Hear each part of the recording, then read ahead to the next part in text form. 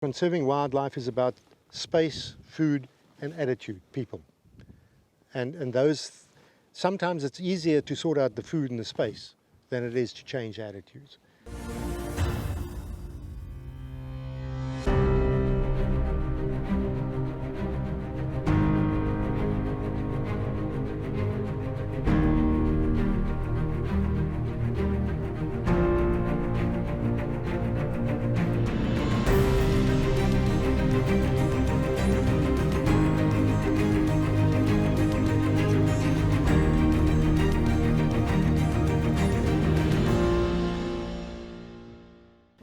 Bear in mind, that's not something, you don't do that overnight. You don't go and have one meeting with people and boom, all the attitudes change. It doesn't work like that. You know, it takes a long, long time for people to buy into alternative ways of doing things. It takes time. But you can, at the same time, while you're doing that, you can increase tolerance towards what is out there, towards the problems they're having, an understanding of the challenges that wildlife faces in these areas, and the importance wildlife is probably going to be playing in the next 10, 15, 20 years, as opposed to conventional farming systems. Yeah. We, being IRDNC, were given 4 main aspects of the whole policy and the plan that we had to focus on, that were, became our mandate. Okay, first being predator-proof kraals, trying to raise money and funds to put more of those up to assist farmers. That is a complex one because to us, a kraal is not a single entity. You don't just go and put it up and turn around and walk around. People need to use it and understand how to use it, etc.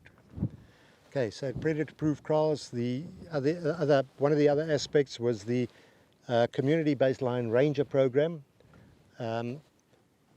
Of course, the generating and implementation of an early warning system to give farmers and communities warnings of predators in their vicinity, and then of course response, getting a response team together to help with the early warning in particular. So those 4 aspects were the bulk of what we do. We have subsequently started doing a lot more on the community engagement and education side of things, which is critical.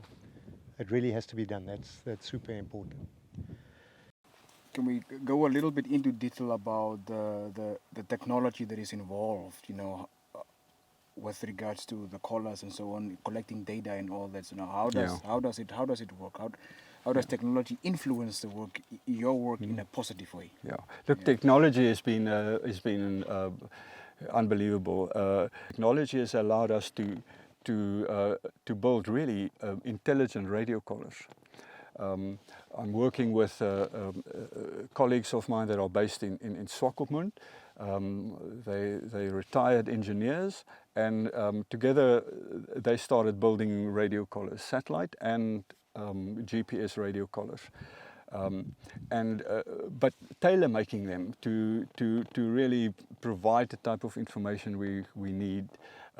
For example, we identified that the lions have a particular tendency to return to certain villages where they kill livestock, and it's almost like they have a little memory, a mental image of these hotspots where livestock can be killed, and they would remember those, and they'd return to those places, every couple of years.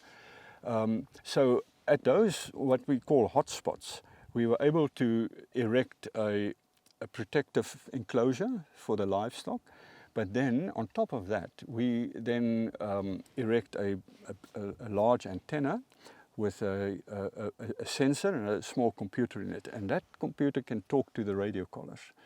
So we allow the radio collars to emit RFID signals, and that's picked up by one of these, we call them early warning loggers. The system can then quickly calculate the direction of the lions and the distance, and as they approach the village, that information is then turned into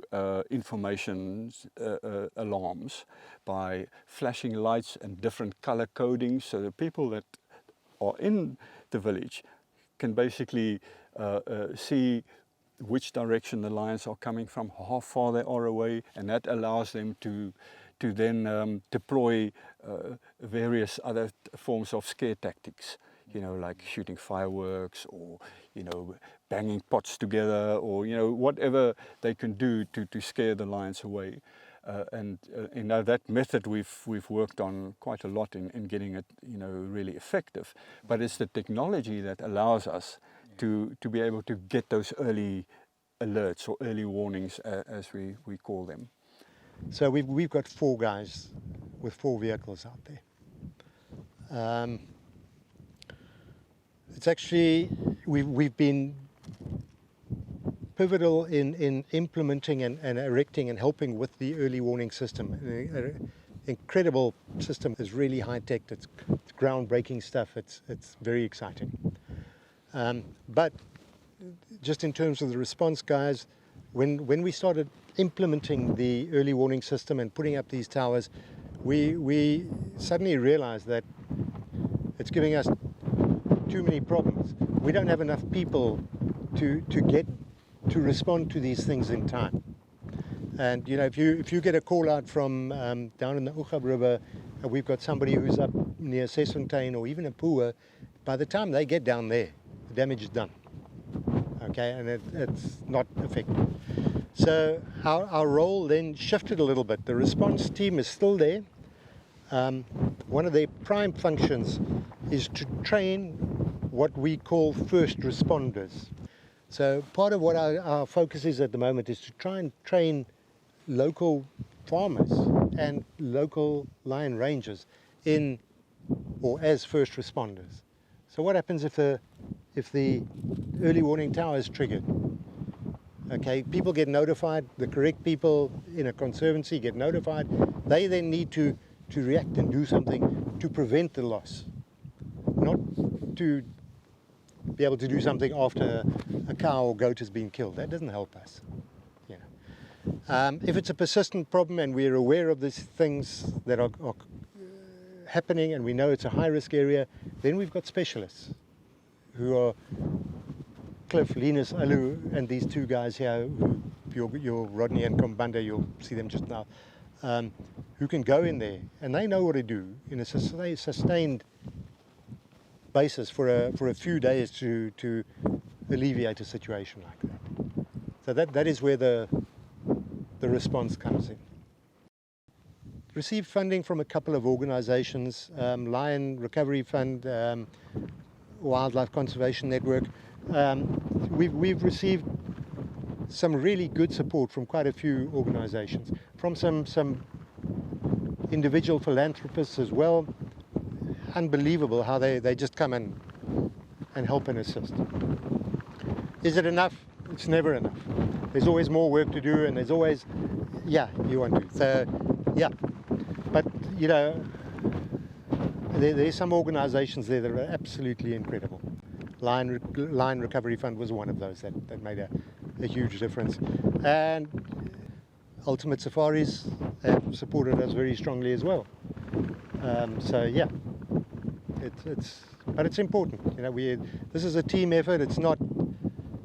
Yeah, all we are is the troops on the ground. You know, that's what we are. That's you know, and we can do a lot, but we do depend to a large extent on people providing us the means to actually do it. Yeah. If we're talking about climate change, which I suspect we're already seeing its influence in these areas, you know, people are going to have to change their mindset and become a little bit more adaptable and flexible. Otherwise, they're going to really be suffering. And we don't want that to happen to the detriment of an absolute incredible area with the most incredible wildlife and species out here.